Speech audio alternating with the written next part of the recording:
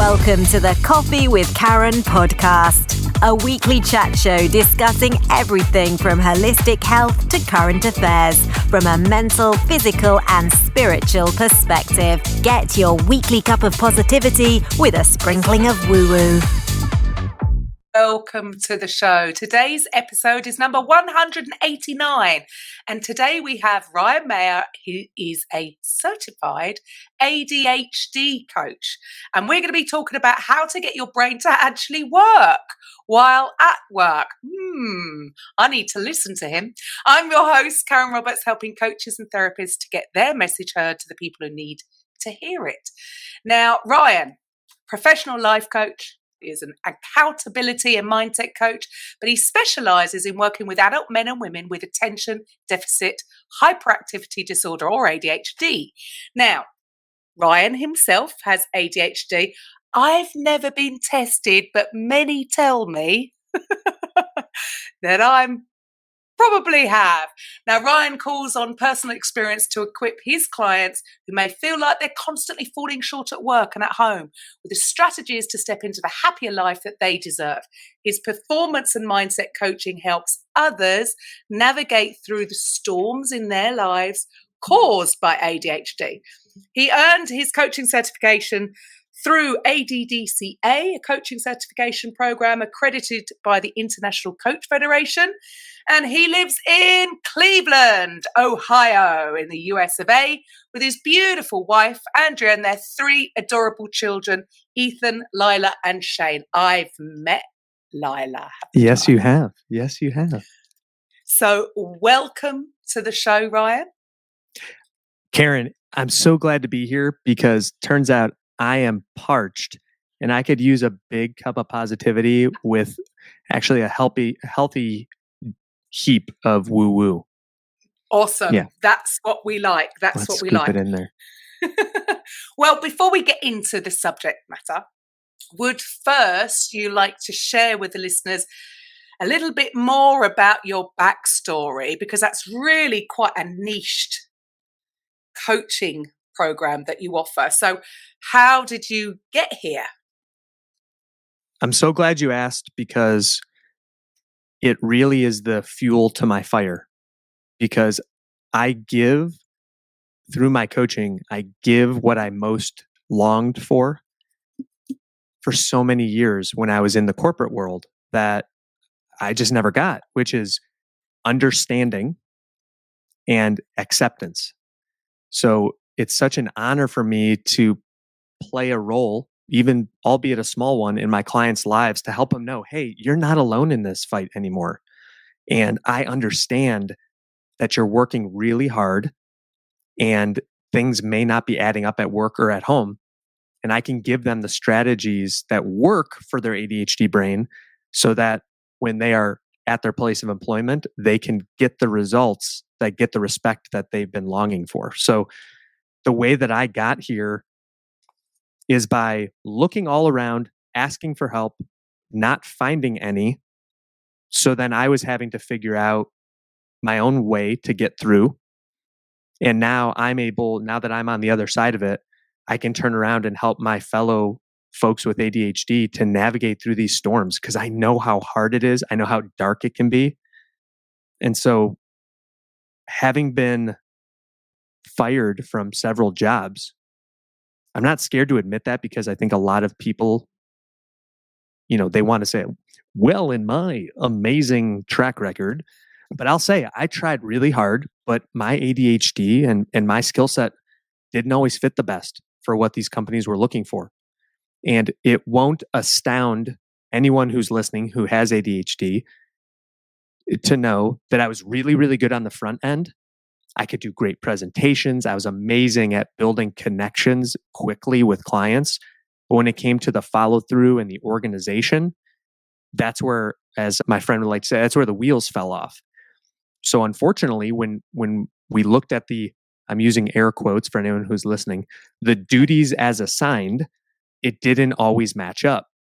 So I remember this moment. It was a pivotal shift in my life when my wife asked me, Because she's like, Ryan, your family and me, we're worried about you. Like, you're not happy. You're trying so hard, but it's clear you're not happy. If you could do anything, what would you do? And I said, I would want to be an ADHD coach so I can help other people know that this doesn't define them, these storms that they're in, and that they can be so much more. And I can help them to basically look at life through a different lens and figure out the path forward without having to fall on their face as much as I did. And so she was like, hey, if that's what you want, why don't you just go do it? Like, I just want you to be happy. And so that having that reassurance and support from her meant the world. And so I started right in the midst of the pandemic. And it was actually a blessing in disguise because, as people can understand, there was a lot of mental health needs at that time because everyone's world was getting turned upside down. My business grew like crazy. And it's funny to even say this, but part of the reason was because I went on social media and just authentically shared some of my struggles with ADHD. And I grew in 60 days. I went over 300,000 followers. It's just like, still blows my mind. Now I'm up over 500,000 followers on social media. Follow me at ADHD Coach Ryan. And so that kind of brought me up to where I'm at now. Karen, I've coached people from 20 different countries. So it's like to be able to go from, yeah, Ryan, we're not going to need your services anymore, and getting kicked to the curb, taken out with yesterday's trash. Now people are seeking me out. So that's kind of what brought me here. Wonderful. But for you, then personally, Mm-hmm. how did you even know you had ADHD? I mean, look, I know you're a lot younger than me, but years ago people didn't really talk about it. I can remember my mum saying about ADHD and that maybe it's linked to the preservatives or the extra things Sure. put in a lot of the drinks. But you still, I haven't got that. I'm fine. When did you find out that this was the issue? Well, I just want to make sure I respond to your story first too, because that narrative is so familiar to me. And it's not surprising because it's a generational thing where people were just going off of what they knew. And, in the last 10 years, the awareness of neurodiversity has gone way up, which is great. Like 10 years, 20 years, 30 years ago, people just thought you're making excuses.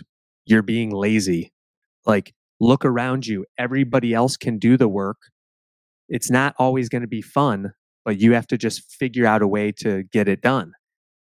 But the hardest part, Karen, I think for people with ADHD is we are trying. And because our disability is invisible, it makes it hard for us to understand for ourselves, but also for those around us, whether it's teachers, friends, loved ones, partners, boyfriends, girlfriends. They don't understand why it's so hard for us to do some of these things.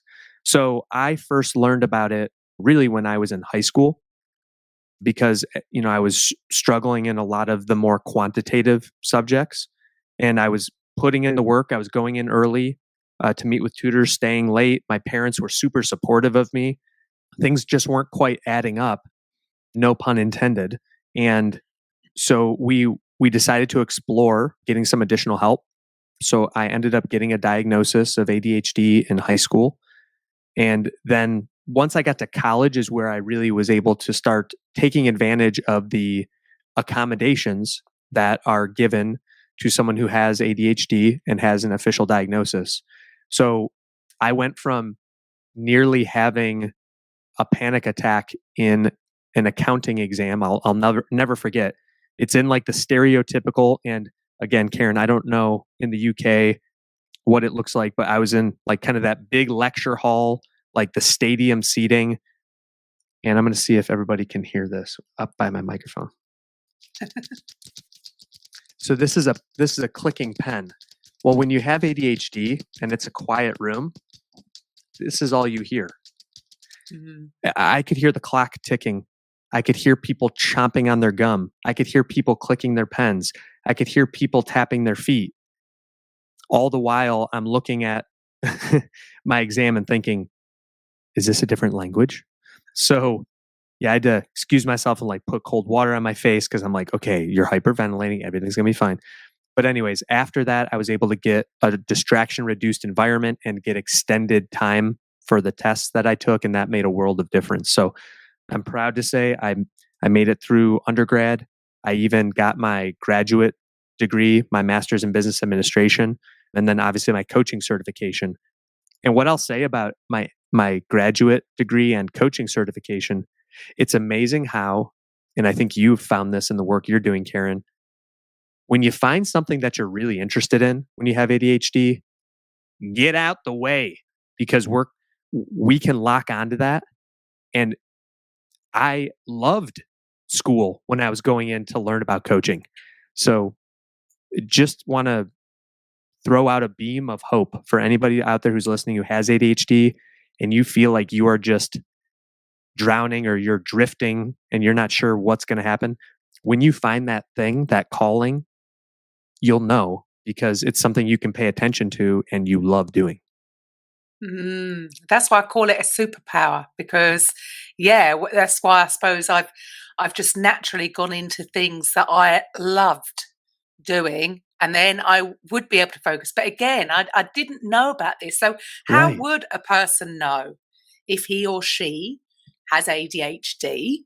Right? Can you give us some sort of real life examples that people could relate to? I just spoke with a client yesterday and she was telling me an all too familiar story it just breaks my heart because she's actually in law enforcement, super successful woman, but at home things are a lot tougher. So like she can be the one that rolls up to an emergency and let's say that like she told me the story about she was at a murder scene and she's having to call the shots for her and her team of like what to do. But then at home, when she has to like pay the lighting bill or decide what to cook for her kids or do the laundry and get it all done and not forget it in the laundry or something. So not saying that someone has to be even graduated to see the situations pop up in their lives. But if you find that the mundane kind of everyday tasks are really hard to do, like you look at a pile of dishes and you're like, oh. Now, don't get me wrong. No one likes cleaning dishes. But for those of us with ADHD, the things that we already know exactly how it's going to go, like, okay, I'm going to open up this cell phone bill. I'm going to pay it and I can keep making phone calls. It's like, yeah, I'll just do that later until we don't. And then we get a late charge or whatever. So I would say for someone, if they are suspecting this, for me academically, it was even when I studied, even when I went to the tutor, I was really struggling during test because I would have test anxiety and then it would take me much longer. I was always the last one to finish exams. And then simple things like how this still shows up in my life is when I'm interested in something, I'll remember every little detail of the conversation. But if someone asks me, hey, what are you doing this weekend? Or what do you want to order off of this menu? Like things that are just like not engaging to me, it's very, very challenging to like focus enough on it to get it done. I hope that helps. Right. Yeah. Yeah. I can relate. It's quite scary. Yeah. But I mean, as you said earlier, there's a big misconception there. People could see you as being lazy. So Sure. for those with ADHD, and you said that it's difficult to, feel like you're being productive or, you might feel burnt out or just not in the mood. How do you recommend getting productive and staying there? Yeah. So first off, I want to equip all of the listeners who either have ADHD or like you, Karen, if you suspect that you might be kind of in the realm of ADHD, if someone encounters that, this is one of my pet peeves too, which is when someone says, well, isn't everyone a little bit ADHD? And it's like, that just boils my blood because, yes, everyone has some aspects of forgetfulness or where did I leave my keys or not remembering to pay a bill or their room is a little bit messy. The difference is when this chronically has a severe negative impact on our lives, like it's inhibiting us, for example, in progressing in our careers or even keeping a job, or if we're going into debt, but yet we're still going out and making impulse purchases, even though we know we shouldn't, or we're making really poor life decisions, whether it's in relationships or, addictive behavior, things like that. Those are really ADHD. So what do we do to get support? Well, I would say it's worth at least exploring getting a diagnosis if you think you might. And it's okay if you don't end up getting an official diagnosis. But I have a lot of people who follow me on social media that will say, well, I'm, 50 years old. I'm 62. I'm, 32. Is it even worth it for me to get a diagnosis? And I will say, jokingly, well, I mean, you've gone this long. So, I mean, you could just live the rest of your life, struggling with the same stuff if you want. It's always an option. Or you could just have a conversation with your doctor. Who cares how old you are? Age is nothing but a number. We can't change the past, but we can start rewriting the future. And I always tell the story. I'll never forget when this really nice older gentleman, like I'm almost 40, so I have to say what is older now? But he's in his 70s. So I spoke with him when he was 75. And he told me, Ryan, I didn't get diagnosed with ADHD until I was 71. And this has been 4 of the greatest years of my life because finally I understand why. It gives words and it validates all of the struggles and the challenges we've had, that we're not crazy. We're not broken. Here's the analogy I give. If someone needs to wear glasses and they never knew that glasses or contact lenses existed, imagine what it would be like if someone said, oh, did you realize you need glasses? And then for the first time in their lives, they wear glasses and they go, wait, what? The world looks like this? So it doesn't matter when you get glasses. It's still going to be a great improvement when you do. But how? So just because you're aware, and I get that, it's it's going to help you feel like, yeah, okay, I'm not being nuts. I'm not, just not doing the mundane stuff. But how will that change what you do on a daily basis? Couple of ways. One, I'm going to go through the process really quick. So someone would talk with their doctor, normally a general practitioner, and they can either they can make the assessment and diagnose with ADHD, or they would refer out to a specialist, behavioral health specialist. So let's say someone gets a diagnosis. Well, now the next thing is the possibility of medication. Now, this is a hot button topic. Some people are pro medication. Some people are anti-medication. Again, in my opinion, the following is not medical advice. I would say it makes sense to at least try ADHD medication to see if it makes a positive difference. And the research by Dr. Russell Barkley is conclusive that it is the most powerful and arguably the easiest form of managing your ADHD is getting medication. However, regardless of if someone gets medication for their ADHD or not, what do they do? What makes a difference or whatever? Knowing now, getting that validation. Okay, I do have ADHD. I think it helps you to show up more confident in the world. It's going to help to fight off that imposter monster that's always talking in your head about the self-sabotage.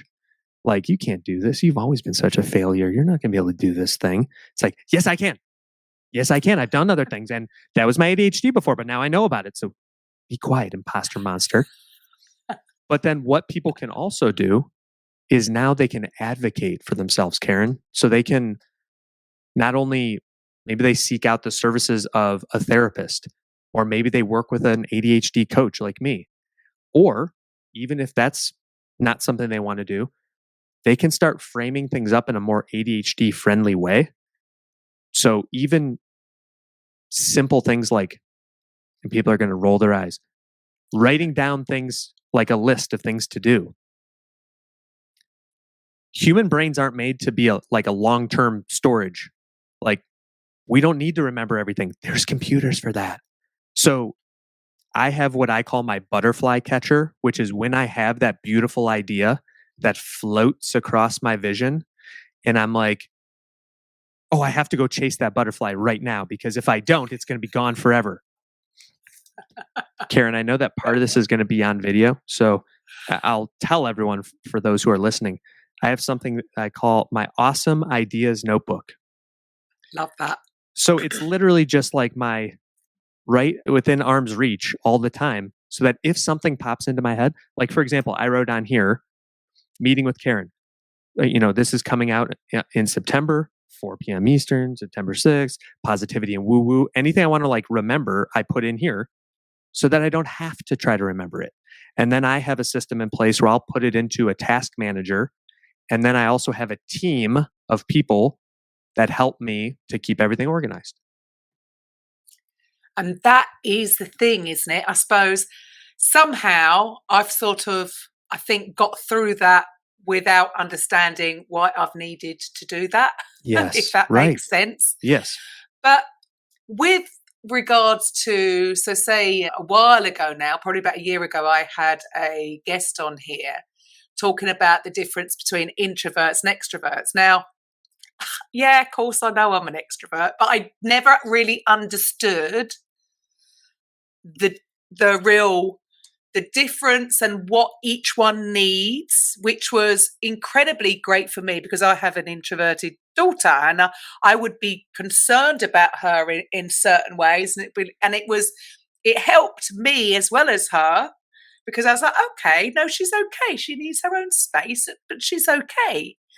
And also the way I then dealt with her, like for instance, you said earlier about, don't ask me what to dinner for dinner, or what I want from the menu. Right. Even with her, I have to say to her, look, darling, have a little think about what you'd like. Mm-hmm. And when you're ready, come talk to me. So I can't put her on the spot. So it's really interesting now that we're learning about all these different things, because then we have the knowledge to then, okay, well, rather than go, well, what? Because I used to joke. My joke would be, because she'd say, I don't know. I go, well, who does? You're right. But now it's like, oh, okay, I understand that's how you function. So I'll give you warning. So then you need time, and then come back to me. So the same way with ADHD, I suppose it's just all about people need to have this understanding so that they can show a little bit of compassion and deal with people slightly differently, which, yeah, I know there's lots of, different things, but we've all got to learn how to get the best out of each other. Right. Rather than harassing someone in the wrong way and actually putting them down. So what kind of things would benefit somebody that is suffering with ADHD? You've mentioned the list things, and I wouldn't be able to operate, and thank goodness for systems. If this was 20 years ago when I was running this business now, there's no way I'd be able to cope. Yeah. No way, because of how I work. Yeah. But yes, thankfully there's lots of things now that tools and things that, but yeah, what kind of things would we need? There are so many things that I can think of that can make such a big difference very quickly. One, which I know is very important to you in the work that you've done, in the background that you have, which again, you didn't even realize, but what a coincidence that you were in fitness for so long. Because I like to say to my clients, movement is mandatory for the ADHD brain. First of all, as we all know, humans aren't made to sit still anyway. So the fact that like the other day I had I think 9 hours of Zoom calls in one day. But the point is, we can't expect to be our sharpest if we are staring at a screen all day. So I will tell my clients, make sure you're getting movement in. And it doesn't have to be something really official, like I'm going to go work out and do a leg day at 8 a.m. What if you just took one of your calls or one of your meetings on the go and you listened to it on your phone instead of sitting at your desk? Or maybe you get a standing desk, or maybe you just walk around while you're on the call or whatever.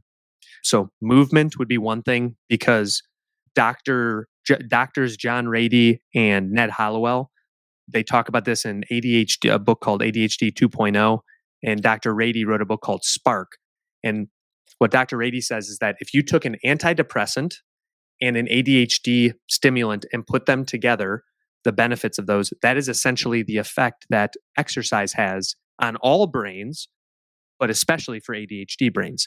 So it helps us to regulate. That's why if most people who work out, but especially ADHDers, if you do cardiovascular exercise for at least 20, 30 minutes, and this could be even walking, for several hours afterwards, you're going to feel like you can take on the world. And this focus is there. So that would be a really simple one. The other is just creating some structure in your day. And what I mean by that is don't allow your actions to be dictated by things like your inbox. So in other words, be proactive instead of reactive. So the way that I've done that, and obviously everyone's going to be different, but just to give you a sense of what I mean, I have my day scheduled out. And I like to say that someone with ADHD, our brains are like a balloon. They will get blown in any direction.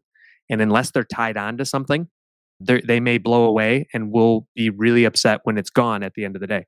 So I am on calls either with my team or my clients pretty much all day, just so that I can keep myself on track. So I would say finding somebody that can help keep you accountable. And there's a great resource I want to share. It's totally free. You can pay $5 a month for the unlimited subscription, but it's called Focus Mate.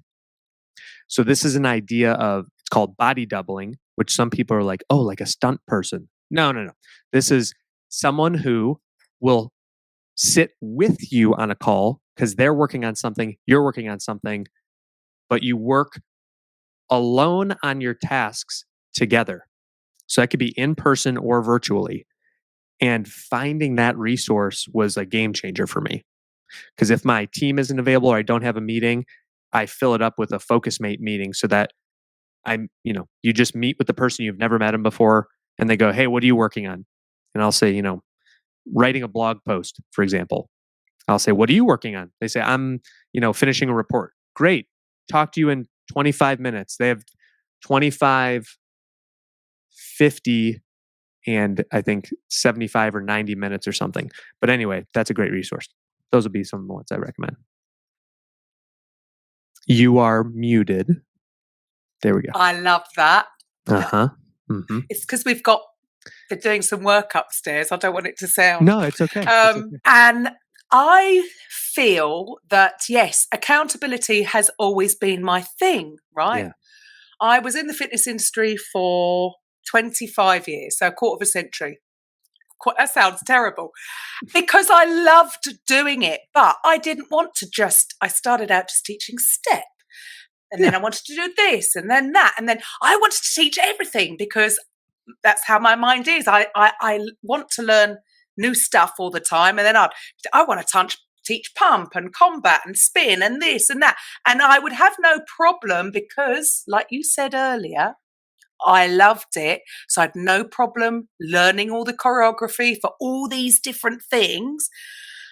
And that was my focus for 25 years. Now, when I left to become a coach, and a lot of my clients were in the US. So for me, I'm in London. I didn't really need to get up before midday. And so even though I was totally used to, being in the centre of London, ready to teach a spin class at 7 and never thought anything about it, I found myself and so I would beat myself up and I'm getting really lazy because I didn't have to be there. Right. Why couldn't I then go to the gym? No, I was getting lazy, and my children, well, I say they were children, teenagers they were back then. And I'd just call out in the end, go, "Oh, can you make me a cup of tea?" Because I didn't have to get up. Right. I didn't. And it was a real eye-opener because I realised, oh, well, for quarter of a century, I've just had to turn up somewhere. I'm never going to be late. I'm up, and I never thought I had a problem. But yes, having that accountability is massive. So would you say that's more so for people with ADHD? I mean, I think everybody needs a bit of accountability. Yeah, again, that's like someone asked me, like, do you ever work with people who don't have ADHD? Absolutely. Because a lot of, just like some of the symptoms that ADHDers struggle the most with, other people that don't officially have ADHD also struggle with some of those things. The same thing applies on the positive, like resources and support side. I can coach people who don't have ADHD. One of my longest standing clients is a neurotypical, or I jokingly refer to as a normie. But yeah, for folks with ADHD, what is really helpful is like one of the services that I offer for my clients. I call it accountability coaching, where it's text message only.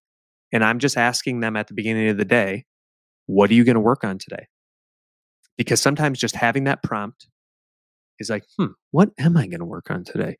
And then I tell them, I only want to see 3 things.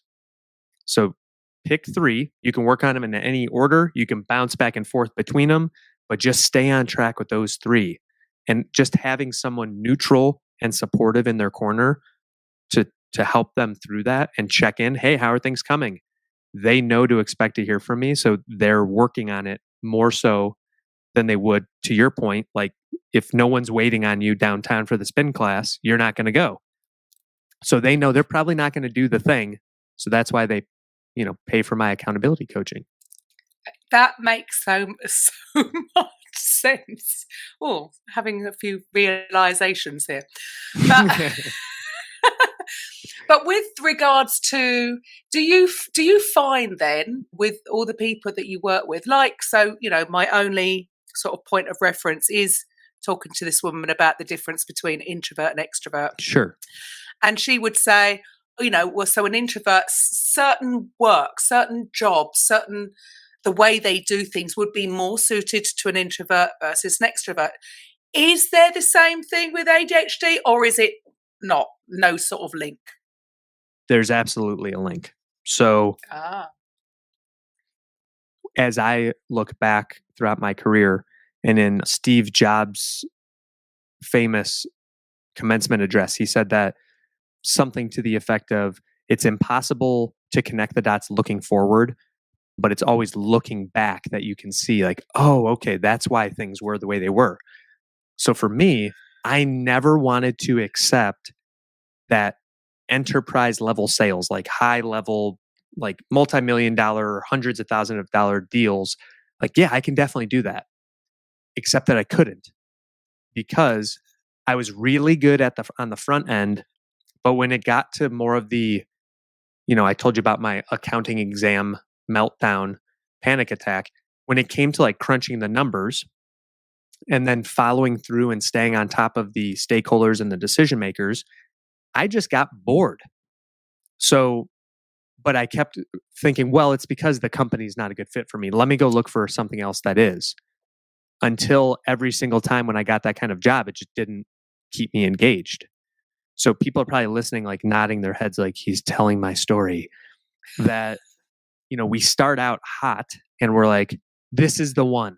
This is the thing that's going to change it all. I got this. Yes, I have found it. And I'd come home and tell my wife, like, week 2, and I'm all excited. She's like, okay, honey, like, that sounds really good. Let's see how it's going, 6 months or a year from now. Womp, womp, womp. Honey, I hate this job. This is terrible. Like, so anyway, the positives, the ones that would work. And again, everybody is different. So that doesn't mean that someone with ADHD couldn't do that job really well. It was just for me. But in general, I would say jobs that offer a lot of variety, jobs that offer us to use our creativity in some way, jobs that allow us to do something that we're passionate about. Because that was one of the other underlying things as I look back, Karen, is like I didn't care that much about the industries or like the products I was selling. But I'm using air quotes here. I thought I had to do a job like this to provide for my family.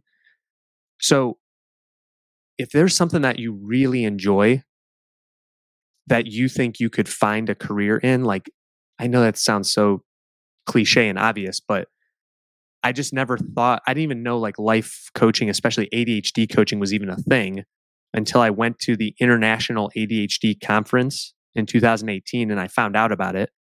And by the way, I was shocked that we actually have a conference. Like, wait, we're organized enough to have a conference? I got to see this. But anyway, it was just like sort of the Venn diagram. There's this concept. Are you familiar with the term ikigai? Ikigai? Ikigai. It sounds like a kid's like Play-Doh or something, like, ooh, ikigai. No, but it's a Japanese philosophy around the thing that gets you excited to wake up every day. And it's kind of this Venn diagram of like mission, purpose, values, the needs of the market, and like the overlap of all of those is your ikigai, like your happy place. So I feel like I've really found that in coaching because there's something new every day. And even when I have like recurring calls with clients, what I love about it is that no call is ever the same because we have like I call it a soft structure that we go through, but we're always talking about something different. So there's that variety. So it's always new to me.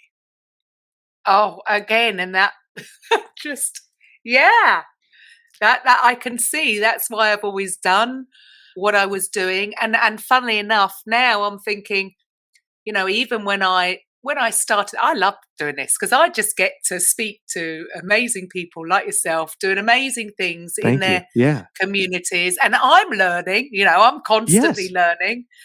And so, yes, it suits me. And it just started off as something to do in lockdown just to sort of lift people's spirits. I didn't know where it was going to go, where I was going to take it.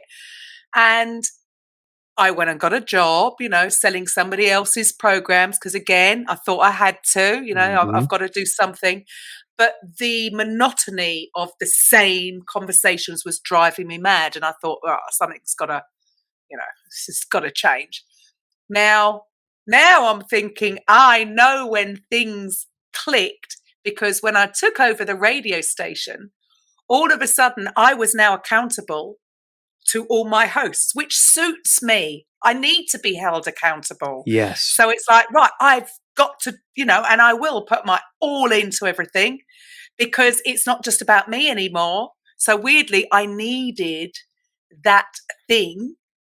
So it's, oh dear, it's been, should I go and see my doctor? Karen, I mean, I thought about this during our last conversation. Like, age is nothing but a number. So it doesn't, you said you're considerably older. It doesn't matter how old or young you are. I mean, but you are clearly an example of, you know, what? I was just going to say that regardless of an official diagnosis, you have found the things you're passionate about and you're wildly successful. So they might just say like, oh yeah, you have ADHD in a big way, but you're already doing all the stuff we would tell you to do. So, you know, it's totally your journey. Yeah. I mean, it's funny, but you know, it's right. That's why I need, you know, I do need help with the other stuff because it's just, no, it just doesn't suit me. I jokingly say that I have a severe numbers allergy. That like anytime like my coach asks me like, okay, let's go over the report. Like, how did everything report? Like my palms are sweating and he's like, all right, I'm sending you over this Excel document. I'm like, or an Excel spreadsheet. Did you say a spreadsheet? Oh man, there's a lot of numbers on here. He's like, Ryan, it's going to be okay. There's only like 6 columns. I'll point to you like the areas. I'm like, okay, walk me through it. walk me through it, Ryan. Everything's going to be fine. So I just know myself well enough. Yeah. And so, well, you've just said it there. That is the thing. You know, we all, this is, I suppose, the issue. We all have been conditioned to give our power away to some external force rather than understanding ourselves. We've got to, know thyself, isn't that? Mm-hmm. Know thyself. When I get it, when we understand how we tick and all this, you're not broken. I mean, even like me now with I've been told for a long while about, and I'm like, and it's a superpower. It doesn't have to be the negative thing that it seemed to be. Maybe more years ago, people would perceive it as, well, there's something wrong with you. No, there's nothing wrong with me. This is how my brain works. Might be slightly differently to how your brain works. And they're both equally amazing. It's so interesting that you say that, because there's one of the kind of hot button topics in my world of ADHD content creation is the whole idea of the term superpower, because of the fact, like, yes, there are absolutely benefits to the way that I am wired cognitively, but without a doubt, there's also the downsides. Like, I really wish that I could open a spreadsheet and not feel overwhelmed, or that I could learn how to do a process and then not have to have it be explained to me several times. Or if my wife tells me like what our plans are, like I don't have to be like, so what's going on this weekend again? Meanwhile, I can remember, like yesterday, a client's like, oh my God, your memory is just incredible. I can remember that 6 months ago, he told me during a quick phone call that he has, a certain subscription membership. And I remembered that, but I can't remember that like our child's birthday party is this weekend or whatever. So that's why Dr. Ned Hollowell and Dr. Ratey, who I mentioned earlier, in their book, ADHD 2.0, they pose the idea that ADHD is more of a trait. Like, don't see it as a disorder, but instead it's like someone's either tall or they're short. Like, they had no control over that. That's just how they are. So their argument is like, that's also ADHD. Like, I'm not the tallest guy in the world. So I can't, for example, I play basketball. I can't dunk a basketball, but I have things that I do really well. Like, I'm faster than some of the guys that are taller. So whatever. So yes, there are strong sides of it, but there's also, I call it like a dark side of it too, where knowing those weaknesses, and it's so important, bring in support in the areas you struggle, so that you can, because now here's the difference between like Ryan in previous years versus Ryan of present day.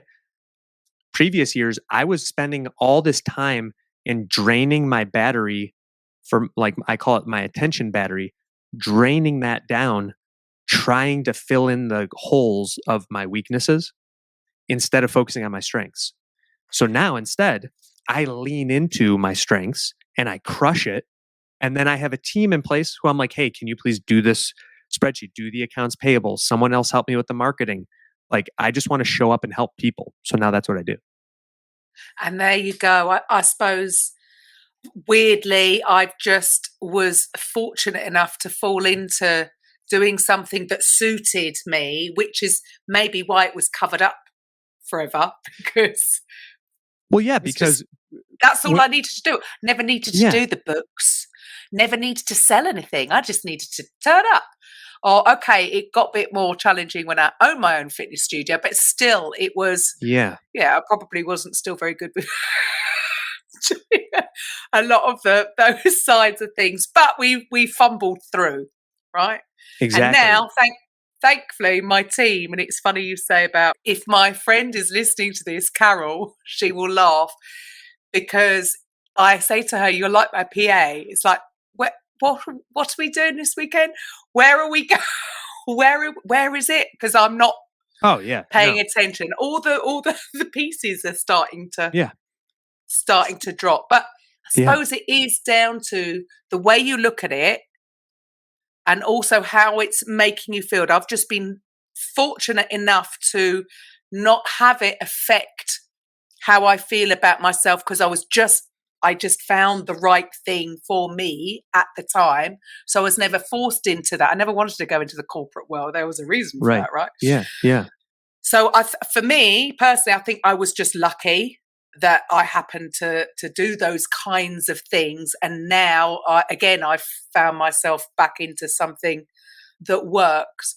But I can understand that if I had been forced into a quote unquote normal job, Yeah, sure. I really wouldn't have done very well. And then that would have had a knock-on effect to how I feel about myself and my own self-worth. So I totally understand how people can view this themselves, and it's not going to make them feel good about it. But there you go. You're not broken. There's You're nothing not. wrong. It's just understanding how you tick and working, like you said, with your strengths. And what you said, Karen, is such an important point, because it reminds me of the revelation that I had when I got let go from my last corporate sales position. It does just beat up your self-esteem in such a big way, because it's like, man, I'm showing up. I was getting there early. It reminded me of the days in high school and college where I'd have to stay up late and get up early and do all the extra stuff, except this time I was quote unquote flunking, in the sense that I was getting fired. So it's hard to not feel like you are not, it's hard to not feel badly about yourself when all these companies are, you're a very nice guy. We wish you the best, but like, you're not good at this job. Goodbye. The revelation I had, and this is what I want everyone to hear. Please hear me on this. Your worth as a person is not determined by your productivity or your performance as a professional. So your worth as a human is, everyone is equal. We're all amazing human beings. And whether or not you get I'm using air quotes, meets most or needs improvement or exceeds expectations, I used to think that's what determined my value as a human being. And that's wrong. So that was the revelation. I'm like, wait a minute. At the time, it was like the last 10 to 12 years, I have looked through the wrong lens at this, because I'm using my boss's view, which is just this tiny sliver of the pie. Yes, I'm not good at this job that requires a ton of admin detail work. I've never been good at that. So why was I expecting that I'd be good at it when I grew up? And I'm like, I've just been in the wrong jobs. So then it led me to one of the biggest pillars of my coaching practice, which I call TUA, which stands for total unconditional acceptance. Because Yay. we can't expect anyone else to want to, jump on board with our product or our service or our company if we don't believe in our own selves. So just accepting, like, hey, this is how I am. That part's not going to change. My ADHD is neutral. So let's just try to use the parts of it that are good and avoid the parts that are not so good. There it is. There it is. Oh, mic drop. Yeah, right. So, for the listeners, like if you're watching this is streaming out on social media or YouTube, you will have all of Ryan's details below. But for the listeners, they're just listening in and they're like, right. I'd like to learn more maybe about I this need guy. some help. How do they find you? So you can find me on social media. I'm really doing a lot of new stuff actually on LinkedIn. So you can look me up as Ryan Mayer on there. And also on YouTube and all of the other platforms, it's ADHD Coach Ryan. And on Instagram, it's ADHD Coach Ryan Mayer. But I'm putting out new content every single day. That's always free. And then you can always schedule a call with me. There's a link right in my profiles. That's a free call as well. Because I never want money to stand in the way of other people who are like me with ADHD to get the help that they need. So I have offerings from $11 up through $2,000 a month to work with me. But just know you're not alone. And the big thing I want to extend to the listeners is something that's brand new, Karen. This came out like a month ago, and it's my text message based course. No app, no password, no username, but all the things that Karen and I have been talking about, about remembering things or finding things that are good for folks like us. It's all in there. Everything I would coach my clients on comes right to your phone, since you're spending a lot of time on there anyway. So each day at 9 a.m. local time, wherever you are in the world, it can go to either WhatsApp or a text. And it'll be like, hey, it's Coach Ryan. And it's a little, kind of like the opening. I really liked the zippy opening here, Coffee with Karen. So it's that. And then you get a lot of tangible takeaways. So it's, several texts from me a day. And then you get these, like literally a checklist of what to do to find a job that will work with your ADHD brain. And if that helps people, you can always join one of my group coaching or one-on-one coaching.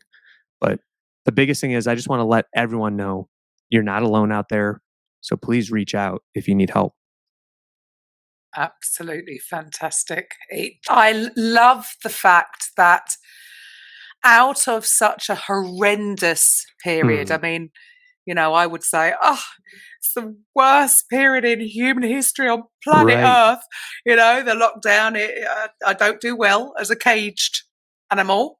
I don't do well at all. Yeah. However, the flip side of that is that actually, yes, it was awful and, but there have been some really positive things that have come out the other end. And do you think it is down to because people were forced at home? I think, for a while before, there had been a lot more talk about mental health issues. I'm not saying ADHD should come under that heading, but in the overall thing with people just struggling.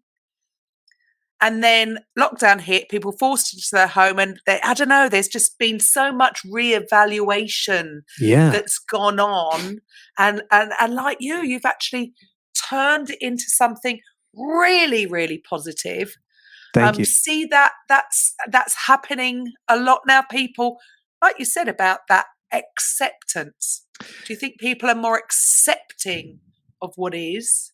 Looking to change. The mission of my coaching practice is to change the way that the world views people with ADHD, especially in the workplace.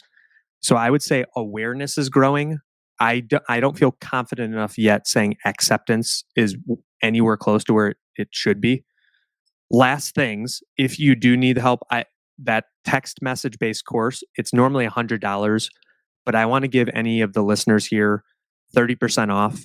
So you can put in discount code Karen30 to get 30% off. So Karen will have the links to all that, but just know you're not alone. Awesome. Well, thank you so much for your time today. So I will let you know. It's been a great conversation. And again, I've learned a lot. So thank you for that. And to everybody else, well, I will be back. Have a great weekend. I will be back next Tuesday with a Coffee with Karen. Bye for now. Thanks, everyone. Bye. The Coffee with Karen podcast, a weekly chat show discussing everything from holistic health to current affairs from a mental, physical, and spiritual perspective. Get your weekly cup of positivity with a sprinkling of woo-woo.